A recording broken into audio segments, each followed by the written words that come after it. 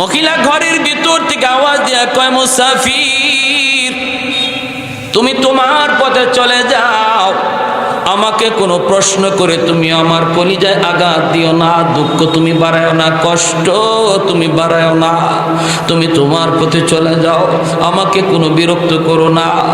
আমিরুল মুমিনিন ওমর নিজের পরিচয় তিনি দেন না, পরিচয় না দিয়ে আবারও জিজ্ঞেস করেন, মা গো তোমার মনের দুঃখটা কি একটু বলো দেখি, আমি তোমার কোনো উপকার করতে পারি কিনা।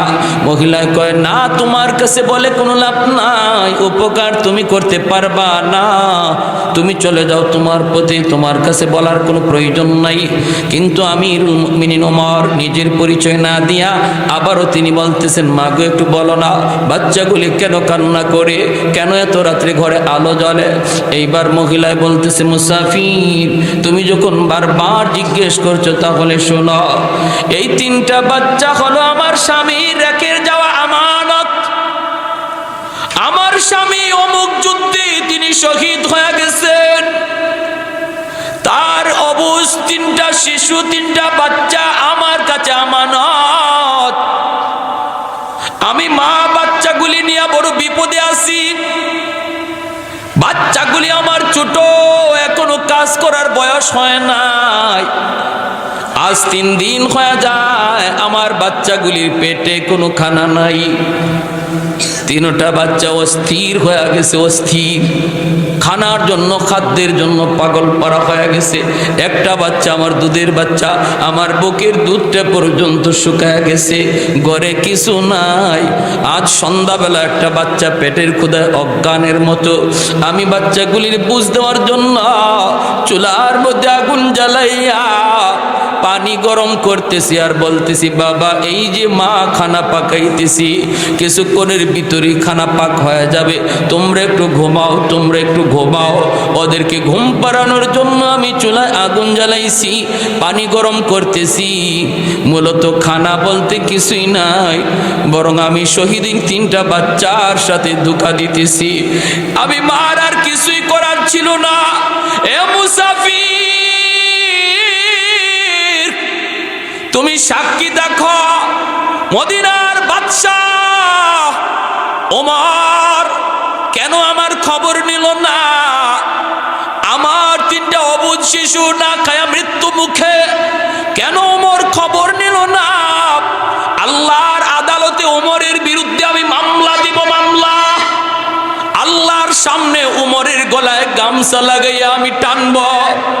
সাক্ষী রেখে তোমারে বললাম, ওমরের গলায় গামছা লাগাবো, গামছা। হযরত ওমরের পশমগুলি দাঁড়ায় গেল, হাউমাউ করে কান্না শুরু করেছেন ওমর। কিন্তু এরপরও নিজের পরিচয় ওমর দেন না, পরিচয় দেন না। ওমর কান্দেন আর বলেন, মা গো তুমি এত কষ্টে আছো, এই কথাটা তুমিও তো খলিফাকে জানাইতে পারতা, কারণ ওমর খুব ব্যস্ত মানুষ, হয়তো খবর নিতে পারে না, তুমিও তো তার একটু খবর দিতে পারতা। মহিলায় বলতেছে, মুসাফির তাহলে তুমি আমার নবীর হাদিস জানোই না? আমার নবী বলেছেন বাদশাহ জনগণের খবর নিবে, চেয়ারম্যান জনগণের খবর নিবে, মেম্বার জনগণের খবর নিবে, এমপি জনগণের খবর নিবে, জনগণ তাদেরকে খবর দিবে না। এটা হলো আবার নবীর হাদিস। তুমি কি হাদিসটাও জানো না? হযরত ওমর টের পেয়ে গেছেন মহিলা জানতেন কোনো মহিলা না। সোজা দৌড় শুরু করে দিল ওমর মদিনার দিকে। বাইতুল মালের সামনে যায় চিৎকার শুরু করলেন, কোথায় রে আমার ম্যানেজার, কে কোথায় আছো, তাড়াতাড়ি করে তোমরা বাইতুল মালের চাবি দেও, দরজা খোলো। কে কোথায় আছো? গভীর রাতে ওমরের আওয়াজ শুনি ম্যানেজারের ঘুম ভেঙে গেল। খাদিম আসলাম চমকায় উঠল, সবাই দৌড়ে বাইতুল মালের সামনে হাজির। তিনি বলতেছেন, দেরি করবা না। ওমরের চোখ থেকে টপটপায়া পানি পড়তেছে, দাড়ি ভিজে গেল। ওই অবস্থায় ম্যানেজার বাইতুল মালের দরজা খুলে দিল। হযরত ওমর দৌড় দিয়া বাইতুল মালের ভিতরে ঢুইকা একটা আটার বস্তা টানাটানি শুরু করছেন, নিজের মাথায় উঠানোর জন্য পাগল। খাদিম খাদেম আসলাম যা কয় হযরত আমার মাথায় আপনি বোঝাটা তুইলা দেন, কোথায় নিতে হবে একটু বলুন। হযরত ওমর কান্দে আর কয় আসলাম সর সর, তোর মাথায় বস্তা তুলে দিলে ওমরের গলায় গামছা লাগবে, গামছা, তাও আল্লাহর আদালতে গামছা লাগবে। তোর মাথায় বোঝা তুলে দিলে গামছা থেকে ওমর বাঁচবে না। ওমরের গলায় গামছা লাগানো থেকে যদি বাঁচাতে চাও, দ্রুত আমার মাথায় তোমরা বোঝাটা উঠায় দাও, আমার মাথায় বোঝা উঠায় দাও। অর্ধ পৃথিবীর বাদশাহ আটার বস্তা মাথায় লইয়া দৌড় শুরু করলেন, কাঁদতেছেন আর দৌড়াইতেছেন আর বলেন, মালিক আমার রাজ্যের ভিতরে একজন মানুষ যদি না খায় মারা যায়, কিয়ামতের ময়দানে আমি কেমন করে জবাব দিব? আমার এরিয়ার ভিতরে একজন মানুষ যদি মজলুম হয়, অত্যাচারিত হয়, তার উপরে জুলুম হয়, জবাব আমি কেমন করে দিব? দৌড়াইতেছেন আর বলতেছেন। ওমর মনে মনে কয়, আল্লাহ আমার বংশে কারো গলায় তুমি এই দায়িত্বের বোঝা আর দিও না। আল্লাহ এটা এত বড় দায়িত্ব, এমন দায়িত্ব আমার কোনো বংশে তুমি কাউরে দিও না। ওমর এই বলেন আর বোঝা মাথায় লিয়ে দৌড়ান। আসলাম দ্রুত যা ঘরে যা, যা দেখ নগদ কিছু রুটি আর গোশত আসেনি, নগদ কিছু রুটি আর গোশত আসেনি, দৌড়ায় আয় দৌড়ায় দৌড়ায় আয়। আসলাম দৌড়ায় গেল রুটি আর গোশত লইয়া, ওমরের পিছনে পিছনে দৌড়। দরজার কাছে আইয়াই হযরত ওমর ডাক দিলেন, মা একটু দরজাটা খুলো গো মা। মহিলাটা দরজা খুলে দিলে তিনি পর্দার ভিতরে চলে গেলেন। হযরত ওমর যাই চুলার মধ্যে আগুন জ্বালাইতেছেন। বাইরে অর্ধ পৃথিবীর বাদশাহ তিনি কাঁচা চুলার মধ্যে আগুন জ্বালান, আগুন জ্বলে না জ্বালাইতে চেষ্টা করেন, ধোঁয়াগুলি নাকি মুখ দিয়ে ঢুকতেছে। একদিকে চোখ দিয়ে দর দর করে পানি পড়ে আর কান্দে আর মালিক এমন রাজত্বের বোঝা আর উমর নিতে চায় না, নিতে চায় না। কারণ উমর তার নিজের হিসাব দিয়েই পার পাবে না, আবার জনগণের হিসাব কেমন করে দিবে? জোরে কোন সুবহানাল্লাহ। আল্লাহ আমি আমার নিজের হিসাব নিয়ে চিন্তিত, এত বড় আমানত আমার কাঁধে তুমি চাপায় দিছো, তুমি যদি আসান না করো উমর বাঁচার কোনো উপায় নাই। দায়িত্ব কাঁধে নেওয়া বাহাদুরি না, দায়িত্ব কাঁধে নেওয়া বাহাদুরি না, এটা বহুত বড় জিম্মাদারি, বহুত বড় জিম্মাদারি। এজন্য একজন দায়িত্বশীল মানুষ দায়িত্ব যদি ঠিকমতো আদায় করে আল্লাহর কাছে পুরস্কারও পায় ডাবল। আর যদি দায়িত্ব ঠিকমতো আদায় না করে, আমানতদারি যদি আদায় না করে, তাহলে তার শাস্তিও হয় ডাবল। এজন্য একজন চেয়ারম্যান মেম্বার এমপি সরকার অল্প দিনের ভিতরে আল্লাহর ওলি হয়ে যায়, আবার জাহান্নামের কীট হয়ে যায়। যদি দায়িত্ব ঠিক মতো আদায় করে, জনগণের আমানত যদি আমানতের মতো পৌঁছে দেয়, তাহলে একজন মানুষ নফল বন্দিগি কইরা যতদিনে আল্লাহর ওলি হবে, একজন চেয়ারম্যান মেম্বার জনগণের আমানত ঠিক মতো পৌঁছানোর দ্বারা ফরজ হুকুম যদি ঠিক রাখে, নফল যদি ঠিক মতো আদায় নাও করে, শুধু মানুষের খেদমত কইরা বহু আগে আল্লাহর ওলি হইয়া যায়। কারণ মানুষের খেদমতের দ্বারা আল্লাহকে খুশি করা যায়, মানুষকে খুশি করার দ্বারা আল্লাহকে খুশি করা যায়। মানুষ নারাজ হলে আল্লাহ নারাজ হয়। ভাইরা বন্ধুরা, এজন্য একজন দায়িত্বশীল মানুষ মানুষের খেদমত যদি যথাযথভাবে আদায় করে, যথাযথভাবে আমানতের জায়গায় পৌঁছায়, রিলিফের মাল যদি ঘরে ঘরে পৌঁছায়, এমনিভাবে জনগণের আমানত যখন যা আসে সরকারের কাছ থেকে ঘরে ঘরে পৌঁছায়, তাহলে তার জিন্দিগিতে নফল বন্দিগি কম হলেও সে আল্লাহর ওলি দ্রুত হইয়া যায়। হযরত উমর ফারুক রাদিয়াল্লাহু তাআলা আনহু কষ্ট করে করে চুলার মধ্যে আগুন জ্বালান, কষ্ট করে করে চুলার মধ্যে আগুন জ্বালান।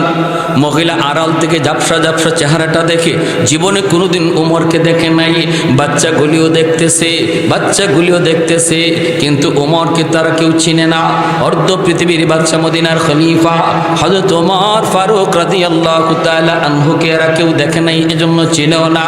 চলছে হযরত ওমরের আগুন জ্বালানো, আবার নগদ রুটি আর গোশতটা তিনি রেডি করতেছেন আসলাম রে দিয়া। ভাইরা বন্ধুরা, ওই অবস্থায় বাচ্চাগুলিরে তিনি খাবারটার সাথে দিয়া বলতেছেন, মা গো, ও মা, এক বস্তা আটা এখানে রেখে গেলাম, খামিরও বানায় আনলাম, কিছু নগদ রুটি আর গোশত আছে, এই রুটি আর গোশতটা আপনি বাচ্চাদেরকে খাইতে দেন। এই বইলা হযরত ওমর তিনি দরজার বাহিরে চলে আসলেন। মহিলা তিনি রুটি আর গোশতটা বাচ্চাকে খাওয়াবে। বাচ্চাগুলি হাসতেছে, আনন্দ পাইতেছে, আর কয়, মা, ইনি তো মনে হয় কোনো মানুষ না, আল্লাহর পাঠানো ফেরেশতা। ছোট ছোট বাচ্চাগুলি খুশিতে হাসতেছে। যেরকম সুবহানাল্লাহ, একটু জিকির করি, লা ইলাহা ইল্লাল্লাহ, জোরে।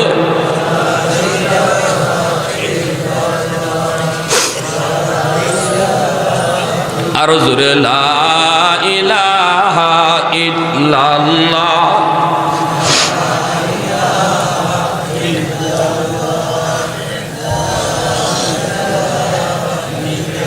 লা ইলাহা ইল্লাল্লাহু মুহাম্মাদুর রাসূলুল্লাহ।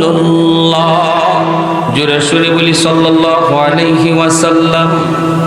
তাহলে দায়িত্বশীল মানুষ যদি সমাজের দায়িত্ব ঠিকমতো আদায় করে, নফল বন্দেগী কম হলেও সে আল্লাহর ওলি হয়।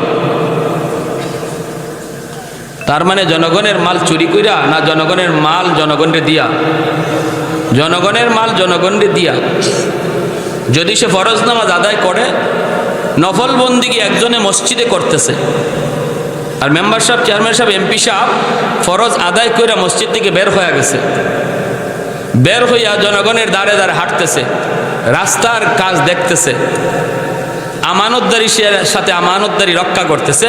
যে লোক মসজিদে বইয়া কোরআন তেলাওয়াত করতেছে, নফল বন্দিকে আদায় করতেছে, তার চেয়ে ওই চেয়ারম্যান মেম্বার সাহেব রাস্তায় রাস্তায় হাঁটতে আসে আল্লাহর ওলি আগে হয়ে যায়। খেদমতে খালকের দ্বারা আল্লাহ পাওয়া যায়। তাই বলে ফরজ ওয়াজিব সাইরা না, 5 ওয়াক্ত নামাজ ঠিকমতো আদায় করে, জুম্মার নামাজ ঠিকমতো পইরা, হালাল হারাম মান্না,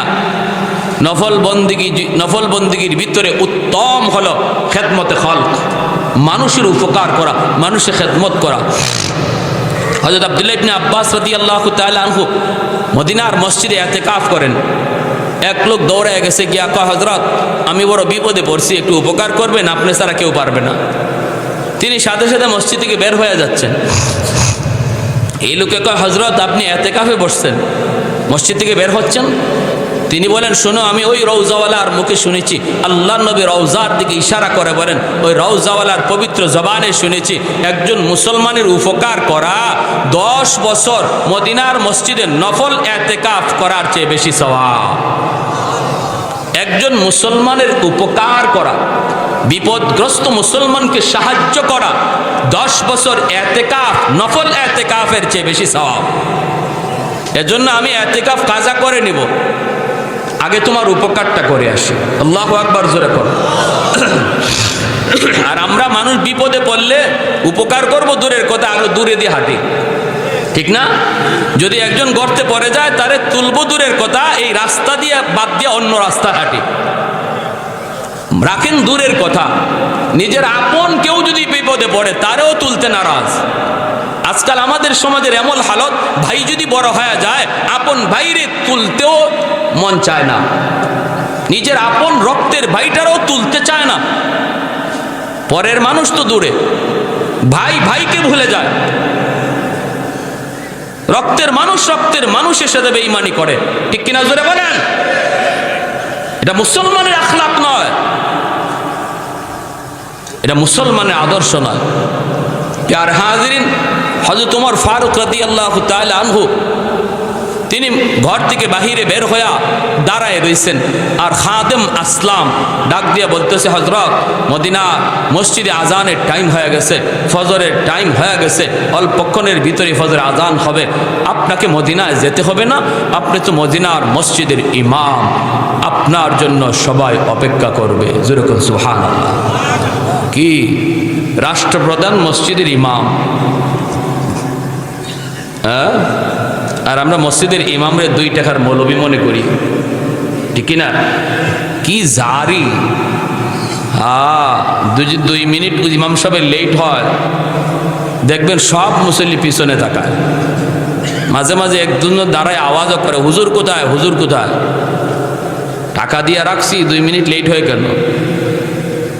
এখনো মক্কা মদিনায় নামাজের টাইম নাই, ক্যালেন্ডারে নামাজের টাইম লেখা নাই। আল্লাহর নবীর জামানা থেকে যেভাবে চলে আসছে সেভাবে এখনো হেরম শরীফে আছে। কখন জোহর দাঁড়াবে, জামাত দাঁড়াবে, টাইম লেখা নাই। কখনো আসরের জামাত দাঁড়াবে, টাইম নাই।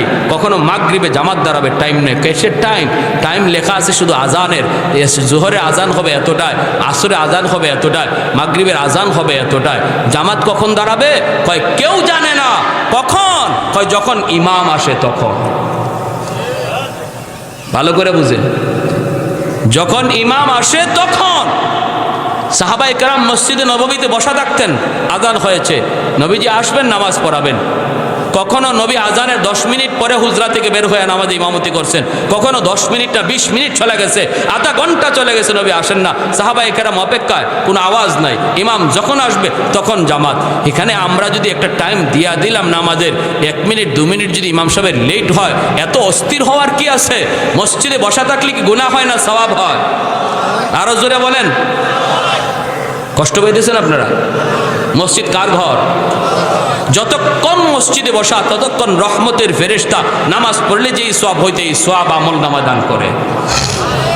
আল্লাহ নবী বলেন, তোমরা জান্নাতের বাগানে ঢুকে বসে দেখো না, ফল খেও ফল। সাহাবায়ে কেরাম বলে, রাসূলুল্লাহ দুনিয়াতে জান্নাতের বাগান কোনটা আর ফল কোনটা? নবী বলেন, জান্নাতের বাগান হলো মসজিদ, আর ফল হলো বসে বসে সুবহানাল্লাহ বলা। যদি মসজিদে বসে বসে সুবহানাল্লাহ, আলহামদুলিল্লাহ, আল্লাহু আকবার বসো, যেন তুমি জান্নাতের বাগানে ঢুকে ফল ভোগ করতেছো। আর আমরা সুবহানাল্লাহ তো নাই, বরং খালি গল্প গুজব। মসজিদ আজকে নিজের ঘর হয়ে গেছে, নিজের বাংলা ঘর হয়ে গেছে, রাজনৈতিক আলাপের ঘর হয়ে গেছে। মসজিদে ঢুকতেছি, খবর নাই কোথায় ঢুকতেছি, মনে হয় আমার নিজের কার্যালয়ে ঢুকতেছি। মসজিদে ঢুকতেছি যেন আমার প্রাইভেট ঘরে ঢুকতেছি। আওয়াজ আর আওয়াজ, আল্লাহর রহমতের ফেরেশতারা খায়, উসকুত ইয়া আব্দুল্লাহ, উসকুত ইয়া আব্দুল্লাহ, উসকুত ইয়া আব্দুল্লাহ। তারপরে বলে উখরুজ ইয়া আদুওয়াল্লাহ। 3 বার রহমতের ফেরেশতা কয়, চুপ হও আল্লাহর গোলাম, চুপ হও আল্লাহর ওলি, চুপ হও আল্লাহর ওলি, চুপ হও আল্লাহর ওলি। 3 বার পরেও যখন চুপ হয় না, তখন ফেরেশতা কয়, উখরুজ, বের হ, ইয়া আদুওয়াল্লাহ, আল্লাহর দুশমন। একটু হিসাব করা দরকার। শুধু নামাজের ভিতরে আমাদের ইসলামী জিন্দেগি সীমাবদ্ধ নয়, আমাদের গোটা কদমে কদমে ইসলাম রয়েছে। মসজিদ থেকে বের হওয়ার পর আমার ইসলামী জিন্দেগির পরিধি আরো বেড়ে যায়।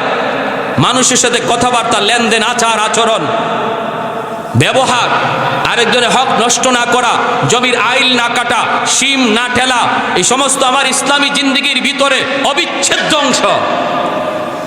আমি জমির আইল কাইটা আরেকজনের সীম, আরেকজনের জামা নিজের দখলে নিয়া মসজিদে নামাজ পড়া যদি কপালে করও ফালাইয়া দেই, তবুও আমার জান্নাতে যাওয়া সহজ হবে না, কারণ আমার বিরুদ্ধে মানুষের মামলা রয়েছে, হকুল ইবাদের মামলা রয়েছে। যার ঘাড়ে মানুষের মামলা থাকবে, সে তার জীবনের নামাজ, রোজা, হজ, যাকাত লইয়া জান্নাতে যেতে পারবে না, যতক্ষণ পর্যন্ত মানুষের মামলা আল্লাহর আদালতে ডিসমিস না হবে। আর ওই দিন আল্লাহ বলবে, বান্দা তোর একক তো নামাজ কাজা হয়েছে, যা আমি আল্লাহ আমার রহমতে মাফ করে দিলাম। একদিনের রোজা তোর কাজা হয়েছে, যা আমি তোর মাফ করে দিলাম। কিন্তু তুই যে তোর পাশের প্রতিবেশীর হক নষ্ট করেছ, আরেকজন মুসলমানের ইজ্জত মেরেছ, আরেকজনের মুসলমানের হক মাইরা খেয়েছো, তুমি সন্তানের হক নষ্ট করছো, বাবার হক নষ্ট করছো, ভাইয়ের হক নষ্ট করছো, বোনের হক নষ্ট করেছো, আমি আল্লাহ এই ব্যাপারে কিছু জানি না। মামলা ওর সাথে, ওর কাছ থেকে তুমি যেভাবে পারো সেভাবে রায় নাও। সেদিন আপন কলিজার টুকরা সন্তান বাবাকে মাপ দিবে না, কলিজার টুকরা স্ত্রী স্বামীকে মাপ দিবে না, স্বামী স্ত্রীকে মাপ দিবে না, মা সন্তানকে মাপ দিবে না। সেই দিন হবে ইয়া নফসি, ইয়া নফসি বলার দিন। শুধু আল্লাহ আমাকে বাঁচাও, আমাকে বাঁচাও, আমাকে বাঁচাও। সবাই শুধু আল্লাহ আমি বাঁচতে চাই, আমি বাঁচতে চাই। কেউ কইব না আল্লাহ আমার আব্বা কই, আমার আম্মা কই, আল্লাহ আমার ছেলে কই, আল্লাহ আমার মেয়ে কই। কেউ বলবে না, কোনো নবীও এই কথা বলবে না, আল্লাহ আমার আব্বা কই, আমার আম্মা কই। নবীরাও বলবে আল্লাহ আমি বাঁচতে চাই, আমাকে বাঁচাও। জোরে কর সুবহানাল্লাহ।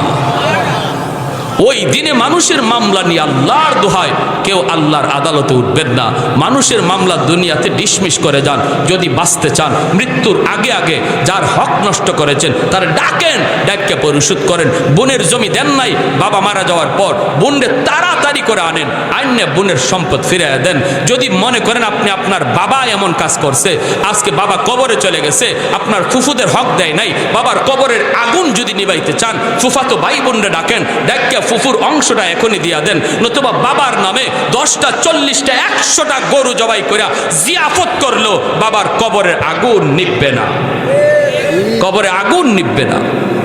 যদি বাবা কারো হক নষ্ট করে থাকে, এটা ফিরায় দেওয়া একজন সন্তানের সর্বপ্রথম দায়িত্ব। গরু জবাই করে মানুষকে খাওয়ানো এটা সন্তানের দায়িত্ব নয়। সন্তানের দায়িত্ব সবার আগে আগে বাবা যদি কারো হক মেরে থাকে, হক ফিরায় দাও। অসুবিধা হইতেছে? কষ্ট পাইতেছেন আপনারা?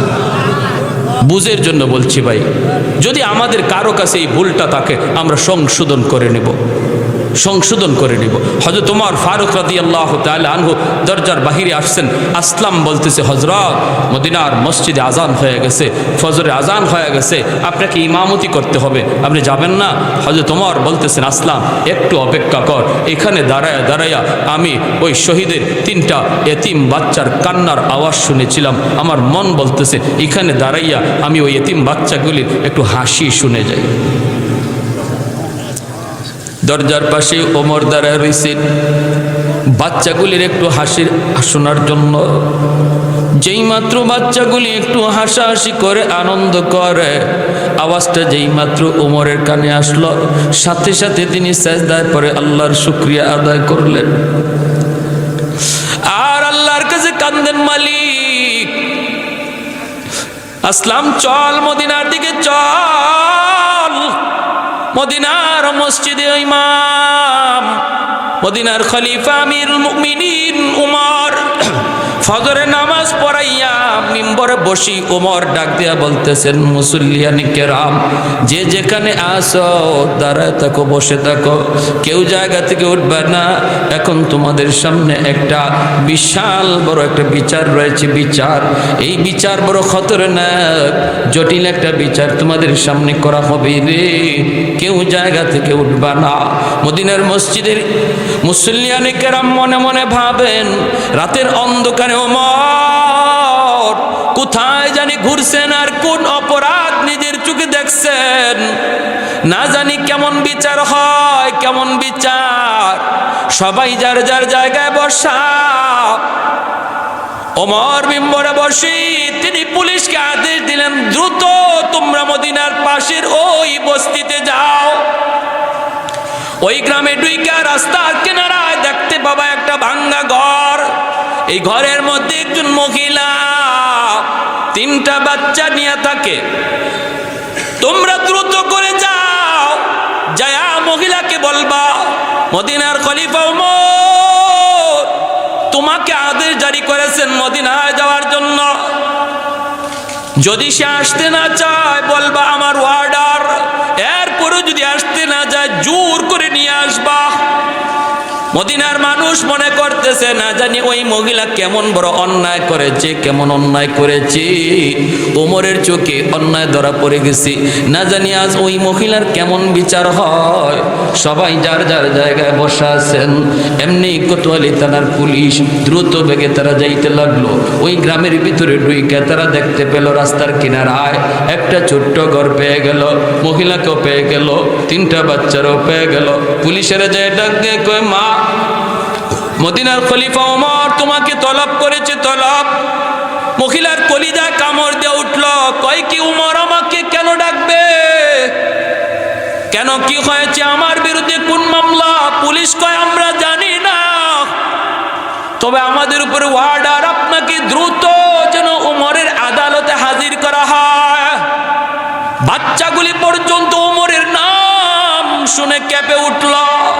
ওমরের আদালতে মাকে ডাকা হয়েছে, কারণ ওমর নাম শুনলে পরে বেঈমানরা যেমন ভয় পাইতো, কাঁপতো, ছোট ছোট বাচ্চাগুলি ওমর নাম শুনলে ভয় পাইতো।